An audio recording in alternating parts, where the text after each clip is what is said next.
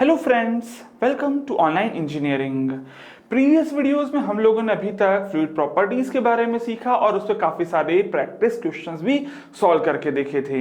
इस वीडियो में हम लोग यहाँ पर ईएसी में जो प्री में इसके पहले क्वेश्चंस पूछे गए हैं ऑन दिस पर्टिकुलर टॉपिक, उनको सॉल्व करके देखने वाले हैं।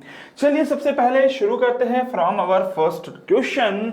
जिस क्वेश्चन में बोल क्या रहा है मेरे को, that the surface tension of water at 20 degree Celsius is 75 into 10⁻³ अच्छा ठीक है, यहाँ पर आगे इस पर्टिकुलर क्वेश्चन में ध्यान दीजिएगा।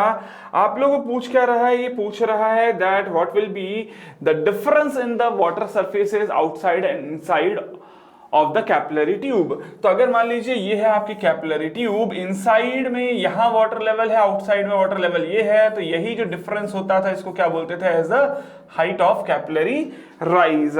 तो यही वैल्यू यहां पर पूछा जा रहा था। तो आप लोग इजीली कैलकुलेट कर सकते हो। एचसी का फॉर्मूला आप लोगों को याद है, 4 sigma cos theta upon rho G D. अच्छा 4 सिग्मा, सिग्मा की वैल्यू कितनी है तो देखिए 75 इंटू 10⁻³ cos थीटा, थीटा की वैल्यू दी नहीं है इसलिए 0 लिख लेता हूं। वेयर एज रो वाटर दिया है तो डेंसिटी ले लेते हैं 1000, जी की वैल्यू ले लेता हूं 9.81, डायमीटर नहीं दिया है लेकिन यहाँ पर 1 mm का इंटरनल बोर्ड दे दिया है। ये नहीं पता है कि डायमीटर है कि रेडियस है। तो अगर देखिए इधर मैं 1 लिखता हूं, 1 इंटू 10⁻³ लिखना पड़ेगा क्योंकि वो वैल्यू आपको दी थी mm में, मीटर में कन्वर्ट करना पड़ेगा। इसको सॉल्व करेंगे तो फाइनली आंसर जो आपके पास आता है वो 30 आता है अगर डायमीटर ले लेते हो 1 mm। लेकिन अगर यही 1 mm को आप रेडियस ले लेते तो डायमीटर हो जाता 2, ये 1 की जगह 2 पुट करते तो आंसर आ जाता था 15। वैसे तो इस क्वेश्चन में आंसर हमारा 30 होना चाहिए लेकिन ऑप्शन मैच करता नहीं है, इसीलिए इस 1 mm को हम लोग ले लेंगे रेडियस, और 1 mm को रेडियस ले लोगे तो आंसर मिल जाता है 15 mm। That is your option number C. ठीक है, चलिए आगे बढ़ते हैं नेक्स्ट क्वेश्चन की तरफ। अगला क्वेश्चन क्या बोल रहा है, मैच द फॉलोइंग क्वेश्चन था यहाँ पर, और अलग अलग तरह के फ्लूइड्स के लिए ग्राफ दिया हुआ है। ठीक है, यहां पर ध्यान दीजिएगा, आइडियल फ्लूइड जो होता था वो तो हमारे एक्स एक्सिस के साथ ही कोइंसाइड कर जाएगा। तो ये जो ए ग्राफ दिख रहा है that is for ideal fluid, that is 2। ठीक है, तो ए का तो 2 होना चाहिए, that is your A and D options. अब ए और डी में से कौन सा सही है वो भी देख लेते हैं यहां पर।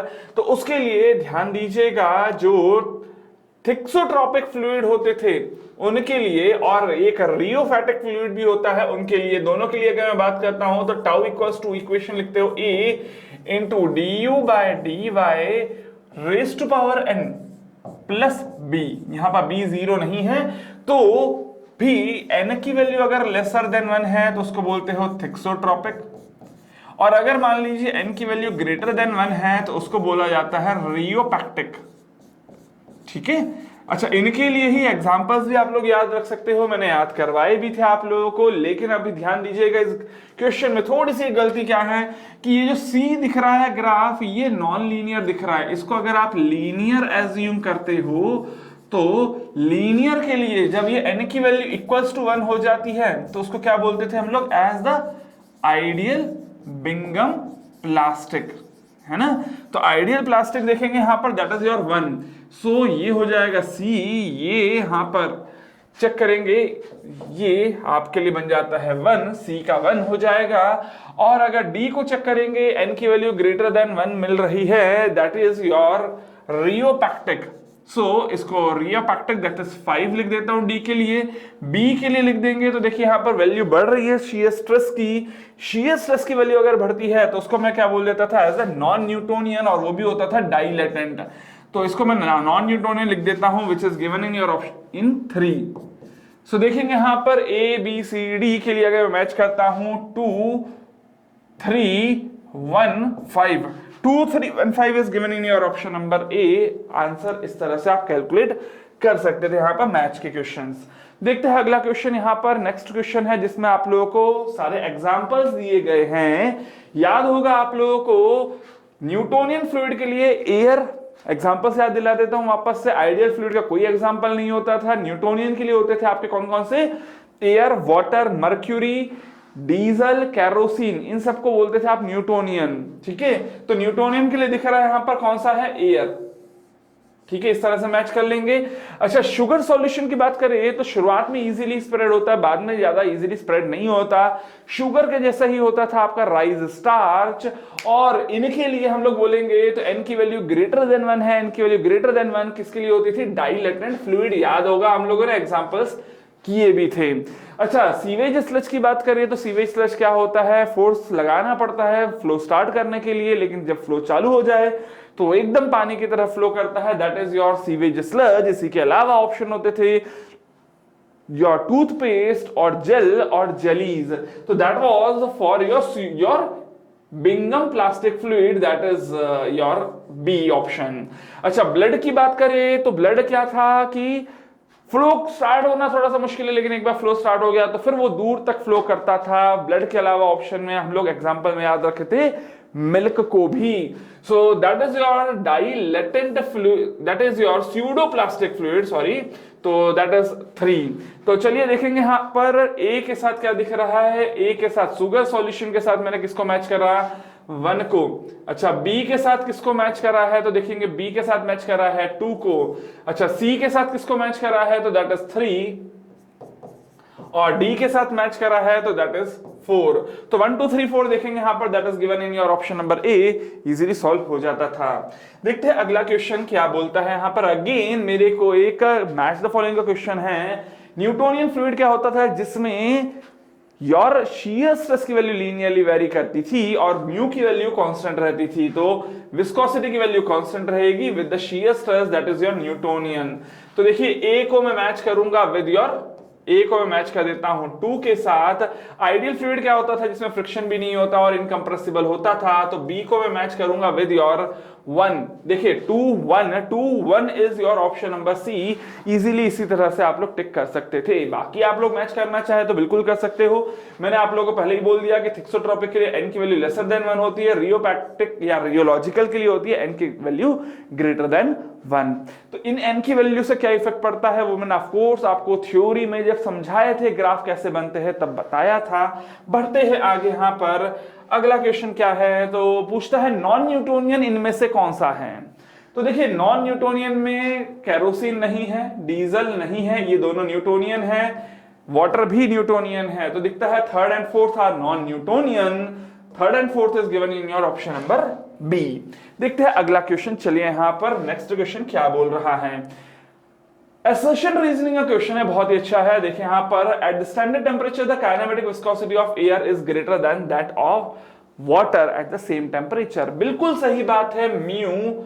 न्यू ऑफ एयर की वैल्यू ज्यादा होती है देन न्यू ऑफ वाटर से। क्यों? देखिए वैसे अगर म्यू को कंपेयर करते हैं, विस्कोसिटी वैसे तो वाटर की ज्यादा होती है देन एयर, लेकिन जब न्यू की वैल्यू कैलकुलेट करोगे तो वो क्या आएगा, म्यू अपॉन डेंसिटी। अच्छा, म्यू अपॉन डेंसिटी देखिए, अगर एयर की कैलकुलेट कर रहा हूं तो ये एयर की डेंसिटी बहुत कम होती है। ये मेन रीजन होता है जिसके कारण काइनेमेटिक विस्कोसिटी की वैल्यू ज्यादा आ जाती है। तो ऑफ कोर्स यहां पर देखेंगे आर स्टेटमेंट क्या बोल रहा है, the dynamic viscosity of air is lower than that of water. ये सही जरूर है, लेकिन सही रीजन ये है कि भाई रो की वैल्यू छोटी होती है एयर के लिए। तो रीजन हमारे लिए हो जाएगा, एग्जैक्ट आंसर जो होगा that will be the difference in density, जबकि रीजन में दिया है डिफरेंस इन म्यू नहीं। ठीक है, तो खैर चलिए यहां पर अगर आप चेक करेंगे तो ऑफ कोर्स ए और आर दोनों के दोनों ही सही है, लेकिन आर सही रीजन नहीं है, तो ऑप्शन नंबर बी सही आंसर मिल जाता है। चलिए देखते हैं अगला क्वेश्चन यहां पर क्या बोल रहा है। अच्छा, यहां पर यू के लिए इक्वेशन दी हुई है और मेरे को बोल रहा है शियर स्ट्रेस की वैल्यू के लिए। तो शियर स्ट्रेस का फॉर्मूला आप लोग जानते हो, mu into D U by D Y. अच्छा, म्यू की वैल्यू बताओ कितनी दी हुई है, तो that is given as 0.9। Standard unit में इसलिए कन्वर्ट नहीं कर रहा हूं। डी यू के लिए इक्वेशन दी हुई है, तो यू की इक्वेशन क्या है वो पुट कर देता हूं इधर, 0.5 माइनस वाई स्क्वायर। देखिए मैं थोड़ा सा जल्दी कर रहा हूं, आप लोग क्या करना कि जब भी मैं आप लोगों को वीडियोस दे रहा हूं, आप क्वेश्चन का डायरेक्ट सॉल्यूशन देखने के पहले थोड़ी टाइम वीडियो को पॉज करें, अपने हिसाब से ट्राई करें। अदरवाइज अगर आप सिर्फ सुन रहे हो तो बिल्कुल पक्की बात है कि आप लोगों को मेरा ये वीडियो बहुत फास्ट लगेगा, लेकिन मेरा मेन मोटिव यहां पर ये नहीं है कि मैं वीडियो की लेंथ बढ़ाऊं, ठीक है, मेरा मेन मोटिव यहां पर यह है कि मैं आप लोगों को क्वेश्चंस करवाऊं।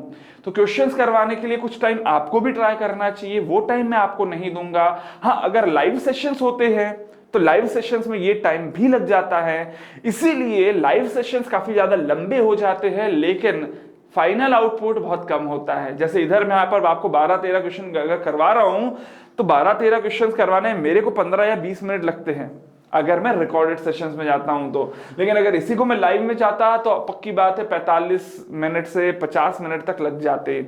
इतना टाइम ना मेरे पास है ना आपके पास है।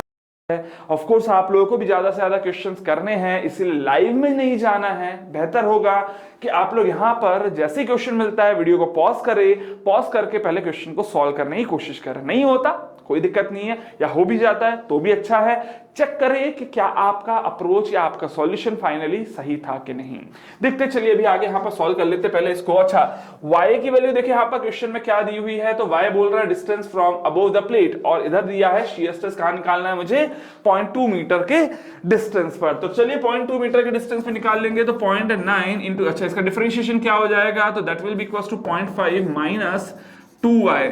y की वैल्यू क्या पुट करनी है, तो दैट इज 0.2, ये पुट कर देंगे तो ये हो जाएगा 0.9 इंटू 0.5 माइनस 0.2, सॉरी 2 इंटू 0.1 करना चाहिए था, तो ठीक है मैं वापस से पूरा करेक्ट कर देता हूं इसको, 2 इंटू 0.2, ठीक है। सो ये हो जाएगा 0.9 into 0.5 minus 0.4 that is equal to 0.1, ये हो जाएगा 0.09। 0.09 is given in your option number D. Standard unit में था इसलिए कन्वर्ट करने की आपको जरूरत नहीं थी, लेकिन ये क्वेश्चन भी बहुत इजीली सॉल्व हो जाता है। मिलते हैं चलिए अगला क्वेश्चन में, देखिए यहां पर क्या दिया हुआ है। A flat plate of 0.15 meter square is pulled at 20 centimeter per second relative to another plate fixed at a distance।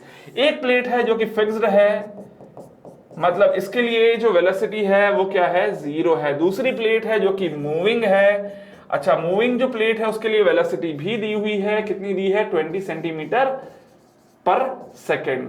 अच्छा, दोनों के बीच में डिस्टेंस है और वो जो डिस्टेंस है that is equal to 0.02 centimetre, जो कि फिल किया गया है एक फ्लूइड से। बोल रहा है विस्कोसिटी उसकी दी हुई है, तो पूछता है पावर कितना लगाना पड़ेगा टू मेंटेन द मोशन। ठीक है, पावर निकालने के पहले आपको फोर्स कैलकुलेट करना पड़ेगा। फोर्स के लिए फॉर्मूला क्या होता है, mu into D U by D Y into area. ये आप लोग जानते हो। म्यू की वैल्यू देखिए क्वेश्चन में क्या दी हुई है, 0.0014। अच्छा, डी की वैल्यू क्या हो जाएगी, difference in velocity is equal to 20 centimetre पर सेकेंड। मैं काम करता हूं स्टैंडर्ड यूनिट में लिखता हूं, तो that is equal to 0.2 metre पर सेकेंड। अच्छा, डिस्टेंस कितना है, तो 0.02 सेंटीमीटर है।